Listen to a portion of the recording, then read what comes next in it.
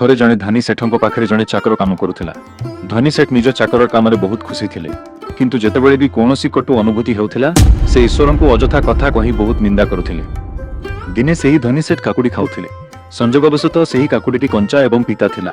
सेठ सेही काकुड़ीटी निज चाकर को देदेले। चाकरटी ताकू बहुत आग्रहर सह खाइला, जेपरिक ताहा बहुत स्वादिष्ट थिला। धनी सेठ पचारिले, काकुड़ी तो बहुत पिता थिला, तुमे ताकू एमिति केमिति खाइदेलो? चाकर कहिला, आपण मोर मालिक अटंती, प्रतिदिन स्वादिष्ट खाद्य देउछंती, जदि दिने किछि स्वादहीन किंबा पिता जिनिस देदेले तेबे ताकू ग्रहण करिबारे क्षति कोन अछि? धनी सेठ निजर भूल बुझी पारिले। जदि ईश्वर एते सुख संपत्ति देइछंती आउ केबे जदि कोनोसी कटुफल किंबा सामान्य असुविधा देई भी दियंती तेबे तांकर सद्भावना उपरे संदेह करिबा ठीक नुहे। सेही चाकर जनक आउ केही नुहंती, प्रसिद्ध चिकित्सक हकीम लुकमान थिले। शिक्षा प्रकृत रे जदि आमे बुझी पारिबा तेबे जीवन रे जहा किछि भी हुए सबु परमात्मांकर दया ही अटे। परमात्मा जहा करंती भलो पाई करंती।